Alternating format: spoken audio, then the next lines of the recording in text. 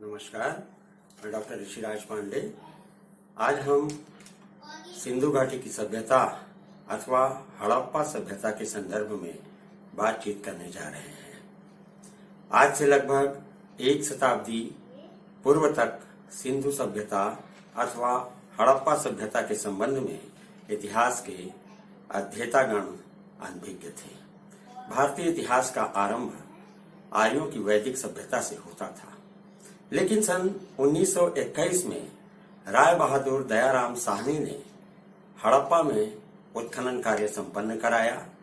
पश्चात सन 1922 में राखाल दास बनर्जी ने मोहनजोदड़ो में उत्खनन कार्य संपन्न किया और इन दोनों ही नगरों के उत्खनन के पश्चात यह स्पष्ट हो गया कि वैदिक सभ्यता के पूर्व भी भारत में एक सुविकसित नगरीय सभ्यता विद्यमान थी। चूंकि आरंभिक उत्खनन सिंधु और सिंधु के सहायक नदियों के किनारे हुआ, हम इस सभ्यता को सिंधु सभ्यता के नाम से अभिहित करते हैं। लेकिन पुराविद्या की अपनी परंपराओं के अनुसार हड़प्पा में सर्वप्रथम इस सभ्यता के अवशेष देखे गए, अतः हम इन्हें हड़प्पा सभ्यता के नाम से भी जानते हैं। हड़प्पा सभ्यता या सिंधु सभ्यता का विस्तार उत्तर में जम्मू के मांदा से लेकर दक्षिण में भगवतराव महाराष्ट्र तक फैला था। पूर्व की ओर यह आलमगीर मेरठ से लेकर पश्चिम में सुतकांगे डोर तक यह सभ्यता विस्तृत थी। यह संपूर्ण क्षेत्र एक त्रिभुज के आकार में था, जिसका कुल क्षेत्रफल लगभग 13 लाख वर्ग किलोमीटर का है। हड़प्पा सभ्यता से संबंधित अब तक लगभग 1000 स्थलों की खोज की जा चुकी है, जिसमें 6 प्रमुख नगर हैं। इस संबंध में सर्वप्रथम हम बात करेंगे हड़प्पा की। पंजाब में रावी नदी के तट पर मांटगोमरी जिले में हड़प्पा स्थित है। सन 1921 में दयाराम साहनी ने इसकी खोज की है। यहाँ से विशाल अन्नागार और 2 कब्रिस्तान के साथ ही साथ बहुसंख्यक पकी मिट्टी के बने हुए मूर्तियों की प्राप्ति हुई है। दूसरे शहर के रूप में है मोहनजोदड़ो, जिसका उत्खनन सन 1922 में राखाल दास बनर्जी ने किया था। सिंध के लरकाना जिले में यह स्थित है। मोहनजोदड़ो का शाब्दिक अर्थ होता है मृतकों का टीला। मोहनजोदड़ो से विशाल स्नानागार और कांसे की बनी हुई नर्तकी की मूर्ति प्राप्त हुई है। साथ ही साथ यहाँ से योगीराज की मूर्ति और सूती कपड़ा के अवशेष भी हमें प्राप्त हुए हैं। तीसरा शहर कालीबंगन था। राजस्थान में घग्गर नदी के तट पर गंगानगर जिले में कालीबंगन स्थित है। इसकी खोज सन 1953 में अमलानंद घोष जी के द्वारा की गई। कालीबंगन का अर्थ होता है काले रंग की चूड़ियां। यहाँ से अग्निवेदी, जुते हुए खेत, कच्ची ईंटों के मकान, बेलनाकार मोहरे और भूकंप के प्राचीनतम साक्ष्य प्राप्त होते हैं। चौथा प्रमुख शहर है लोथल। यह गुजरात राज्य में स्थित है। इसकी खोज S.R. राव महोदय ने सन 1957 में की। यहाँ से बंदरगाह, फारस की खाड़ी की मोहरे, हाथीदांत और मिट्टी के बने हुए खिलौने, साथ ही साथ युगल समाधान के प्रमाण भी लोथल से प्राप्त हुए हैं। यहाँ अग्नि पूजा की परंपरा भी प्रचलित थी, ऐसा पता चलता है। पांचवा शहर था चनहुदड़ो। सन 1935-36 में अर्नेस्ट मैके ने यहाँ विधिवत खुदाई करवाई। यह एकमात्र स्थल है जो दुर्गीकृत नहीं था। यहाँ मनके या मोहरे बनाने के कारखाने थे, जो कि सेल खड़ी से बनाई जाती थी। लकड़ी से बनी नालियों के अवशेष भी यहाँ से प्राप्त हुए हैं, जो कि अन्यत्र प्राप्त नहीं होते हैं। छठवा और अंतिम प्रमुख शहर था बनवाली। यह हरियाणा के हिसार जिले में स्थित है। R.S. विष्ट के द्वारा सन 1973-74 में यहाँ पर उत्खनन कार्य संपन्न किया गया। पक्की मिट्टी से बने हल का प्रतिरूप एवं उन्नत किस्म के जौ उगाए जाने के प्रमाण यहाँ से प्राप्त हुए हैं। बनवाली में जल निकास प्रणाली का अभाव देखा गया है। सिंधु घाटी की सभ्यता या हड़प्पा सभ्यता के संदर्भ में हमें जानने के लिए केवल पुरातत्व के ऊपर निर्भर रहना होता है। लिखित साक्ष्यों के रूप में मोहरों में अंकित कुछ लिपियां ही हमारा मार्गदर्शन करती हैं। सिंधु सभ्यता के निर्माता कौन थे या सिंधु सभ्यता के निवासी कौन थे, इस संदर्भ में भी जब हम विचार करते हैं तो भिन्न भिन्न मत इस संदर्भ में सामने आते हैं। गॉर्डन चाइल्ड और मार्टिमोर व्हीलर ने इस विकसित सभ्यता के निर्माताओं के रूप में मेसोपोटामिया के लोगों को श्रेय दिया है। फेयर सर्विस जैसे विद्वान सिंधु सभ्यता के निर्माता बलूची संस्कृति के निवासियों को मानते हैं, तो वहीं अमलानंद घोष जैसे विद्वानों ने भारतीय संस्कृति को इस सभ्यता का आधार बताया है। Professor S.R. राव अमलानंद घोष जी के विचार का समर्थन करते हैं।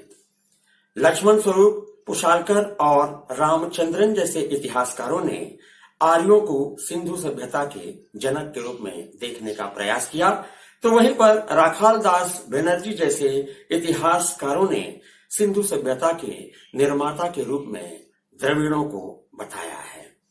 सिंधु घाटी के उत्खनन में विभिन्न प्रजातियों के मानव कंकाल हमें प्राप्त हुए हैं, जिनमें भूमध्य सागरीय, प्रोटो ऑस्ट्रेलॉयड, मंगोल, अल्पाइन, इन विभिन्न प्रजाति के कंकाल मिले हैं, जिससे यह सहज अनुमान लगाया जा सकता है कि यहाँ के निवासी आर्यों के आगमन के पूर्व ही विभिन्न प्रजातियों के संपर्क में थे और उन्होंने अपनी एक विकसित सभ्यता का निर्माण कर लिया था।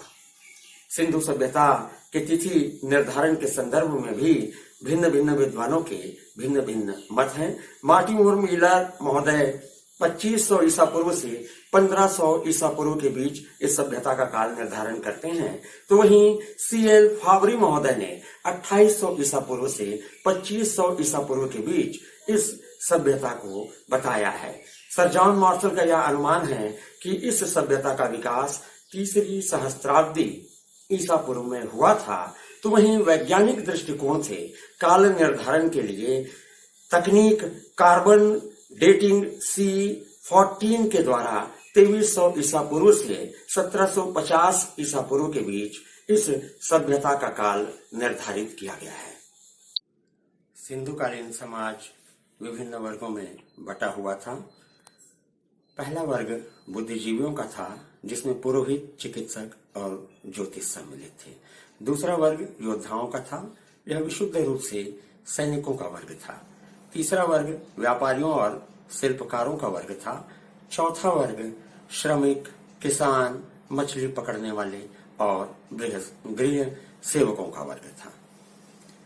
यहाँ पर यह स्पष्ट कर देना चाहता हूँ कि सिंधु समाज आर्थिक व्यवसाय के आधार पर जरूर बटा हुआ था, लेकिन किसी भी रूप में समाज में वर्ग विभेद की भावना नहीं थी। बहुसंख्यक नारी मूर्तियों की प्राप्ति सिंधुकालीन समाज के मातृ सत्तात्मक होने की ओर संकेत करते हैं। सिंधुकालीन समाज में वेशभूषा स्त्री और पुरुषों की समान थी। कमर के नीचे धोती और कमर के ऊपर बाएं कंधे से दाएं कंधे के नीचे दबने वाले शॉल के रूप में मुख्य वस्त्र का वे प्रयोग करते थे। वस्त्र सूती और ऊनी दोनों ही प्रकार के होते थे। स्त्री पुरुष दोनों ही आभूषण प्रिय थे, दोनों ही प्रसाधन सामग्रियों का उपयोग भी करते थे। अंगूठियां, कड़े, कंठहार, कुंडल आदि आभूषणों को स्त्री और पुरुष दोनों पहनते थे, जबकि स्त्रियां चूड़ियां, कर्णफूल, हंसली, भुजबंद, करधनी आदि पहना करते थे। यह आभूषण सोने, चांदी, हाथी दांत के बने होते थे। स्त्रियां काजल, पाउडर, इत्र, लिपस्टिक आदि सौंदर्य प्रसाधन का प्रयोग किया करती थी। मनोरंजन के विविध साधन भी इनके पास मौजूद थे। शिकार खेलना, नृत्य करना और वादन, गायन, मुर्गा लड़ाई, द्युत क्रीड़ा आदि प्रमुख मनोरंजन के साधन हुआ करते थे। उन्हें विभिन्न औषधीय ज्ञान भी था। संभवतः वे शिलाजीत का प्रयोग करना भी जानते थे। पशुओं की हड्डियों और वृक्षों के पत्तों और छालों से ये विभिन्न प्रकार के दवाइयों का निर्माण करके चिकित्सीय ज्ञान से परिपूरित थे। गृहस्थी के अनेक उपकरण भी उत्खनन में प्राप्त हुए हैं। घड़े, कलश, थाली, गिलास, कटोरी, चम्मच, कुल्हड़ आदि प्राप्त हुए हैं। ये बर्तन मिट्टियों के बने होते थे प्रायः, और इसके अलावा धातुओं से चाकू, छुरी, तकली, सुई, कुल्हाड़ी आदि जैसे गृह उपयोगी उपकरणों का भी इन्होंने निर्माण किया था। जब हम इनके आर्थिक जीवन की तरफ देखते हैं तब हम पाते हैं कि कृषि आर्थिक जीवन का मूल आधार थी। गेहूं और जौ ये इनकी प्रमुख फसलें थी। इसके अलावा कपास, मटर, तिल, राई आदि ये उगाया करते थे। विभिन्न फल जिनमें तरबूज और खजूर के उत्पादन करने की भी जानकारी मिलती है। कृषि कार्य बगैर पशुपालन के संभव नहीं हो सकता। सिंधु सभ्यता के अंतर्गत पशुपालन के भी संदर्भ में जानकारी मिलती है। बैल, भैंस, गाय, भेड़, बकरी, कुत्ते, गधे, खच्चर, सुअर आदि ये पालते थे। ऊंट के पालतू होने की भी जानकारी मिलती है, लेकिन ऊंट अत्यधिक लोकप्रिय नहीं था पालतू पशु के रूप में। प्रायः यह एक धारणा है कि सिंधु सभ्यता के निवासी घोड़े से अपरिचित थे। कुबड़दार बैल और एक श्रृंगी पशु इनके लिए धार्मिक महत्व के थे और वे उन्हें विशेष आदर और सम्मान की दृष्टि से देखते थे। शिल्प और सिंधु निवासी शिल्प और उद्योग धंधे के क्षेत्र में काफी प्रगति कर चुके थे। तांबे में टीन मिलाकर कांसा बनाने की पद्धति से वे पूर्णतया परिचित थे। कपड़ा बुनना और रंगना भी उन्हें आता था। विभिन्न प्रकार के आभूषण वे बनाया करते थे। सिंधु सभ्यता का आंतरिक और बाह्य दोनों ही व्यापार काफी फला फूला था।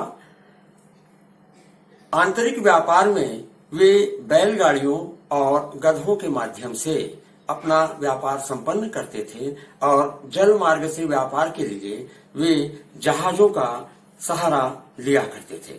अफगानिस्तान, ईरान, मध्य एशिया के साथ ही साथ मेसोपोटामिया और सुमेरियन सभ्यता के निवासियों के साथ सिंधु सभ्यता का अपना व्यापार चलता था। किन वस्तुओं का ये निर्यात करते थे इनके संदर्भ में स्पष्ट रूप से हम कुछ नहीं कह सकते, लेकिन सोना, चांदी, तांबा, सीसा इन वस्तुओं का ये आयात किया करते थे। सिंधु सभ्यता विशेष रूप से धर्म से अनुप्राणित थी। इनके धार्मिक जीवन के संदर्भ में जब हम देखते हैं तो हालांकि कहीं कोई भी पूजा गृह का प्रमाण हमें नहीं मिलता, लेकिन बहुसंख्यक नारी मूर्तियों की प्राप्ति से यह पता चलता है कि ये मातृ देवी के उपासक थे।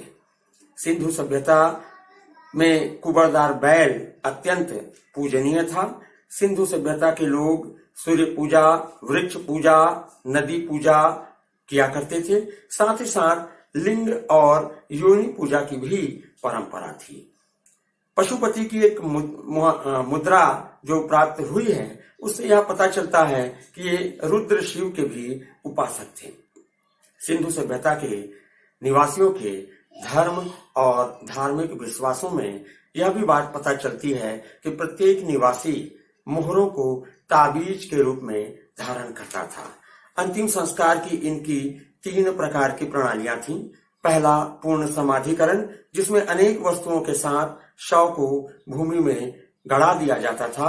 दूसरा था आंशिक समाधि, मृतक को पहले पशु पक्षियों के आहार के लिए खुले स्थान पर छोड़ा जाता था। पश्चात उनकी अस्थियों को एकत्रित करके एक कलश में रखकर भूमि पर दफना दिया जाता था। तीसरा और अंतिम संस्कार की इनकी प्रणाली थी वह थी दाह कर्म। शव को अग्नि में जलाकर उसकी राख और अस्थियों को भूमि में गड़ा दिया जाता था। सिंधु सभ्यता निसंदेह काफी सुविकसित सभ्यता थी और सभ्यता की व्यापकता को देखते हुए ऐसा प्रतीत होता है कि वह किसी एक केंद्रीय शक्ति के माध्यम से नियंत्रित होती थी, संचालित होती थी। स्टुअर्ट पिगट महोदय ने इस संदर्भ में कहा है कि सिंधु सभ्यता में पुरोहितों का प्रभाव था। हंटर महोदय ने मोहनजोदड़ो के शासन को राजतंत्रात्मक न होकर जनतंत्रात्मक बताया है, जबकि अधिकांश विद्वानों का मानना है कि सिंधु सभ्यता की राज व्यवस्था पूर्णतया वणिक वर्ग के हाथों में अंतर्भुक्त थी। सिंधु निवासी विभिन्न कलाओं में भी पारंगत थे। कला के क्षेत्र में सुनियोजित भवन निर्माण कला, मूर्ति कला, धातु कला, चित्रकला, संगीत एवं नृत्य कला, मुहर निर्माण कला के क्षेत्र में ये दक्ष थे। नगर हड़प्पा सभ्यता की सर्वप्रमुख विशेषता नगर नियोजन कही जा सकती है। प्रायः नगर दो भागों में बटे हुए थे। प्रथम भाग कुछ ऊंचाई पर बसा हुआ था, जो कि दुर्गीकृत था। प्रायः यह माना जाता है कि यहाँ शासक वर्ग के लोग रहा करते रहे होंगे।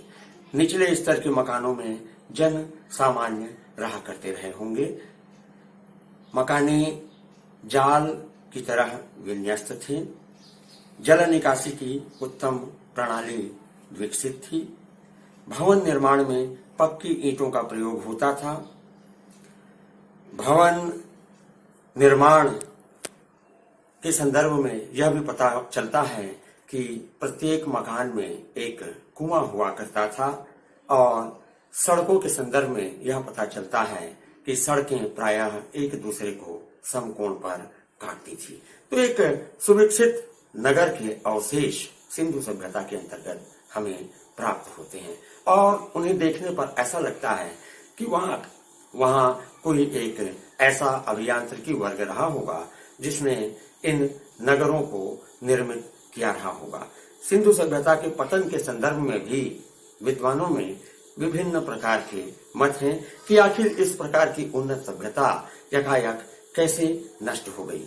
इस संदर्भ में अर्नेस्ट मैके एवं मार्शल ने यह कहा है कि सिंधु की बाढ़ सिंधु सभ्यता के पतन का कारण बनी होगी। तो वहीं डेल्स महोदय ने भूतात्विक परिवर्तन को सिंधु सभ्यता के विनाश के लिए जिम्मेदार माना है। ऑरेल स्टाइन जैसे विद्वान ने भौगोलिक परिवर्तन और बढ़ते हुए रेगिस्तान को सिंधु सभ्यता के विनाश का कारण माना है। तो वहीं मार्टिमोर व्हीलर एवं गार्डन चाइल्ड जैसे विद्वानों ने आर्यों के आक्रमण को सिंधु सभ्यता के विनाश के लिए जिम्मेदार ठहराया है। यहाँ पर यह भी स्पष्ट कर देना मैं आवश्यक समझूंगा कि सिंधु सभ्यता का विनाश जरूर हो गया, लेकिन कोई भी सभ्यता कभी भी पूर्ण रूप से कभी नष्ट नहीं होती।